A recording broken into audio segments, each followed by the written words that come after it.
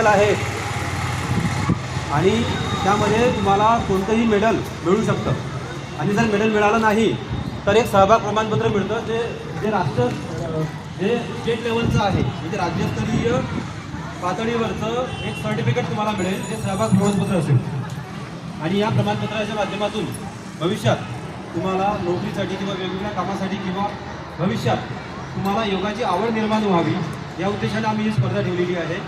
आणि जास्तीत जास्त विद्यार्थ्यांनी यामध्ये सहभागी होऊ शकतात.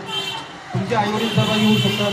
जर ते घरी योगा करत असतील तर आईवडील सहभागी होऊ शकतात. मोठे भाऊ असेल, बहीण असेल, ते सहभागी होऊ शकतात. वयाची अट नाही, वयाची अट आहे 8च्या वर मग कितीही मोठे असले तरी ते योगा करू शकतात. सर्व गटाचे आपल्याकडे स्पर्धक येत आहेत आणि स्पर्धक पूर्ण महाराष्ट्रातून येत आहेत. मुंबई पुण्याचे लोक येत आहेत, नागपूरहून येत आहेत, दूरदूरून येत आहेत. पण आता दूरदूरून लोक येत आहेत तर आपल्या गावात, आपल्या आजूबाजूच्या परिसरातल्या सर्व शाळांना माहिती व्हावी म्हणून आम्ही तुमच्यापर्यंत पोहोचत आहोत. आपल्याकडे माहितीपत्रक पण आहे, ते तुम्हाला एक माहितीपत्रक मिळेल, ते आईवडिलांना दाखवा आणि त्यांना सांगा की अशी स्पर्धा आहे. त्याला 250 रुपये म्हणजे 250 रुपये फी आहे. किती रुपये फी आहे? 250. भरपूर आहे ना 250 रुपये फी. पण तुमच्या शाळेसाठी आपण 100 रुपये कमी केली आहे. फक्त 150 रुपये फी तुम्हाला सरांकडे जमा करायची आहे. 150 रुपये तुम्हाला त्या स्पर्धेत भाग घेता येईल. एक प्रमाणपत्र तुम्हाला सर्वांना मिळेल. ज्यांनी भाग घेतला त्या सर्वांना सहभाग प्रमाणपत्र मिळेल.